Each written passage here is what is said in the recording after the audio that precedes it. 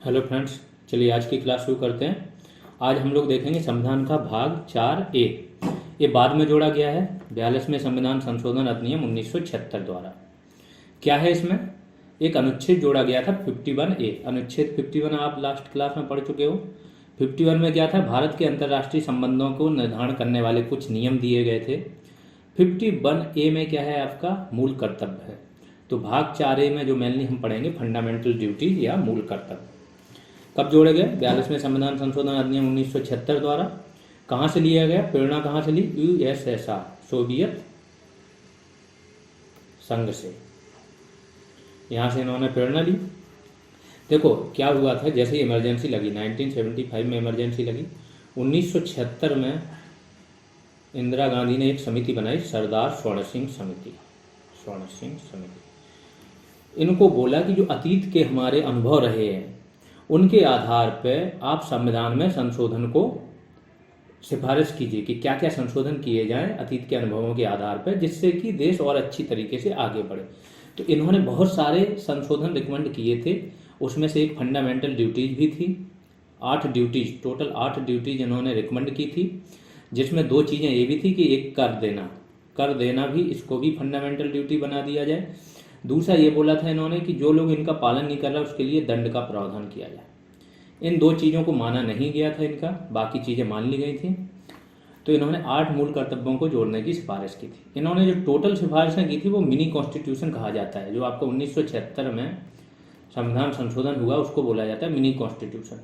पूरे संविधान में बहुत सारे बदलाव किए गए थे। जैसे मैंने आपको बताया था कि जो आपके नीति निर्देशक तत्व हैं उसमें कम से कम 6 से 7 नीति निर्देशक तत्व नए जोड़े गए थे। अब सोचो कि टोटल आपके 15-20 नीति निर्देशक तथ्य, उसमें से इन्होंने 6 से 7 नए जोड़ दिए।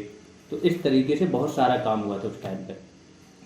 आगे आते हैं कि करों का भुगतान भी मौलिक कर्तव्य बनाने को कहा था, लेकिन ये नहीं डाला गया। इन्होंने 8 की सिफारिश की थी, उसमें से 1-2 इनके वो भी नहीं माने गए और टोटल 10, मतलब 3-4 अलग से जोड़ के टोटल 10 जो है मौलिक कर्तव्य शुरुआत में जोड़े गए थे। एक मौलिक कर्तव्य आपका 86वां कॉन्स्टिट्यूशनल अमेंडमेंट एक्ट आया था, जो क्या था 21A, शिक्षा का अधिकार जो दिया गया था। तो शिक्षा का अधिकार दिया, उसमें जो गार्जियंस थे या जो पेरेंट्स थे उनके लिए एक मौलिक कर्तव्य बना दिया गया कि आप 6 से 14 वर्ष के जो आपके बच्चे होंगे उनको शिक्षा प्रदान करने का आप पूर्णतः प्रयास करेंगे या प्रदान करेंगे। क्योंकि राज्य इसको मुफ्त में दे रहा है तो कम से कम अभिभावक एक तो करें कि उनको आप ले जाके स्कूल तक भेजें। ठीक है, तो ये एक फंडामेंटल ड्यूटी बाद में जोड़ी गई थी जो 11 में है। अब देख लेते हैं कौन कौन सी फंडामेंटल ड्यूटीज है। ये शॉर्ट वीडियो होगा, इसमें मैंने केवल फंडामेंटल ड्यूटीज रखी हुई है। ठीक है, पहली है संविधान का पालन करना, उसके आदर्शों, संस्थान, राष्ट्रगान तथा राष्ट्रध्वज का सम्मान करें। एक तो संविधान का आप पालन करें, संविधान के जो आदर्श हैं उनके आदर्शों को, संस्थान कैसे होगा? जो संवैधानिक संस्थान है, ठीक है, जैसे लोकसभा है, राज्यसभा है, सांसद है, ये सब संवैधानिक संस्थान है एक टाइप के। राष्ट्रगान तथा राष्ट्रध्वज का सम्मान करें, ऐसा इन्होंने बोला है। ठीक है, इसलिए जब बोलते हैं ना कि राष्ट्रगान बजे तो लोगों को खड़ा हो जाना चाहिए, क्योंकि ये हमारी फंडामेंटल ड्यूटी है। अगला क्या है? राष्ट्रीय आंदोलन को प्रेरित करने वाले उच्च आदर्शों को हृदय में संजोए रखें तथा पालन करें। ये एक प्रकार का फिलॉसफी है। ठीक है, फिलॉसफिकल चीज़ें हैं, इनमें बहुत ज़्यादा आप डिफाइन नहीं कर सकते कि कौन राष्ट्रीय आंदोलन को प्रेरित करने वाले उच्च आदर्श हैं, कौन से थोड़े कम आदर्श हैं, उनको हृदय में किस प्रकार से संजो के रखें। ये तो सिर्फ और सिर्फ ऐसा है कि जो व्यक्ति समझता है तो उसके दिल में भावनात्मक रूप से इससे कनेक्ट बनाए रखे। अगला देखते हैं, भारत की प्रभुता, एकता, अखंडता, सोवरानिटी, यूनिटी, इंटीग्रिटी की रक्षा करें तथा उसे अक्षुण्ण बनाए रखें। देखो इसको याद करने का एक तरीका बता देते हैं। अब 11 है, बहुत मुश्किल होगा, थोड़ा लंबी लंबी लाइन्स भी है। आप क्या किया करो ना, बीच बीच में 1-2 खंड चिन्हित कर लिया करो। जैसे मैंने क्या किया था, थर्ड वालों को बना लिया था सुई। ये सुई है, सोवरानिटी, यूनिटी, इंटीग्रिटी। तो थर्ड पे आपका सुई है और 7th पे आपका क्या है? प्राकृतिक पर्यावरण। ये पर्यावरण की बात है। इन 2 को अच्छे से याद कर लो कि 3rd पे ये है और 7 पे ये। फिर इसके बीच बीच में जो 2-3 रहते हैं वो तो हम डाल लेते हैं, फिर याद करने में थोड़ी आसानी होती है। 1 से 11 तक इकट्ठे याद करोगे तो मुश्किल होगी। अब ये पता रहेगा कि ये 3 से 7 के बीच में है, कि ये 3 से पहले है, कि ये 7 के बाद है। देखते हैं अगला, देश की रक्षा करें। इसी से देखो देश की एकता, अखंडता की रक्षा करनी है यहाँ पे। अगला आ गया कि देश की रक्षा करें तथा आह्वान करने पर देश सेवा करें।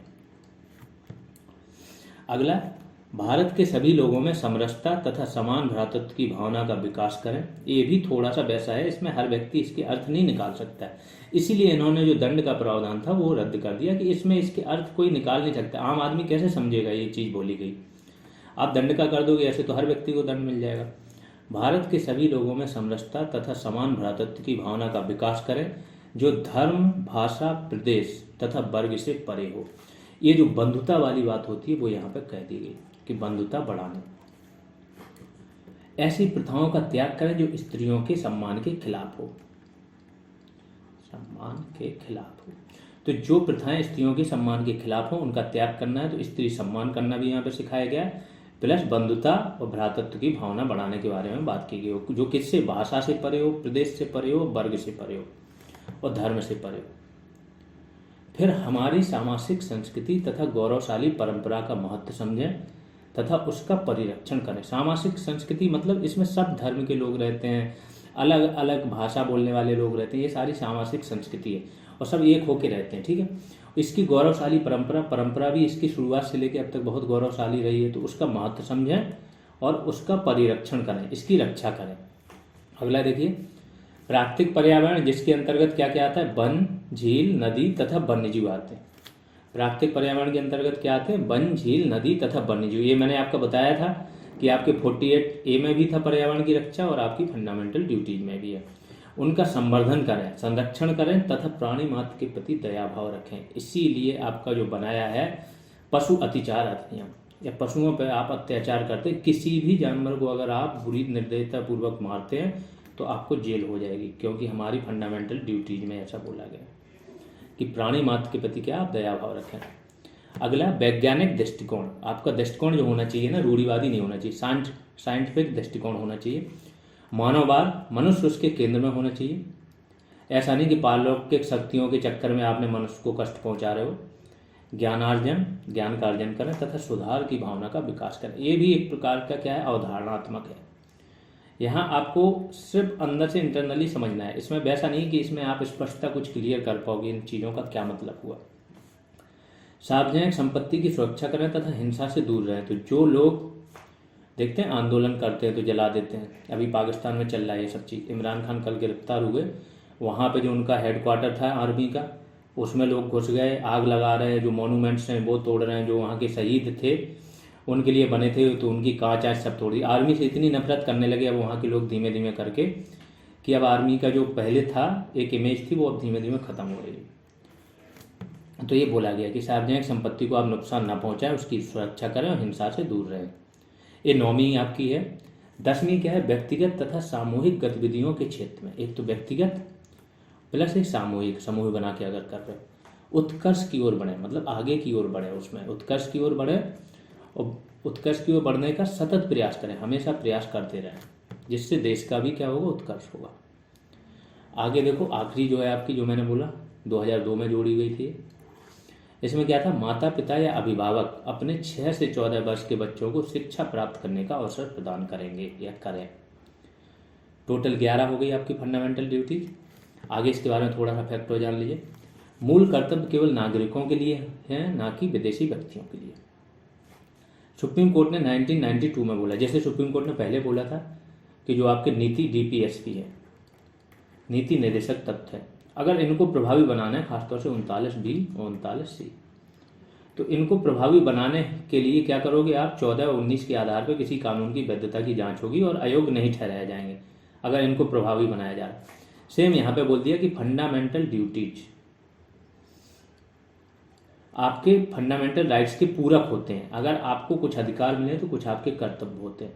तो अगर इन ड्यूटीज को लागू करने के लिए कोई कानून बनाया जाता है तो केवल 19 और 14 के उल्लंघन के आधार पर उसको अयोग्य नहीं ठहराया जाएगा या अमान्य नहीं घोषित किया जाएगा। ये 1992 का एक सुप्रीम कोर्ट का निर्णय आया था, उसमें बोला गया है। तो ये सारी चीज़ें होंगी, सारा डेटा हो गया। नेक्स्ट क्लास आज आपकी इवनिंग में आ जाएगी, उसमें संघ पढ़ेंगे, संविधान का भाग 5 पढ़ेंगे। ये छोटा था लेकिन इसके साथ कोई टॉपिक क्लब नहीं किया जा सकता, इसलिए बना दिया। जिन लोगों ने कोर्स नहीं लिया वो कोर्स ले लें। आपके आसपास कोई भी आपके फ्रेंड है, आप उसको शेयर कीजिए। जब अच्छी चीज़ें मिल रही हैं तो सबके पास जानी चाहिए। चलिए अभी के लिए इतना ही, धन्यवाद।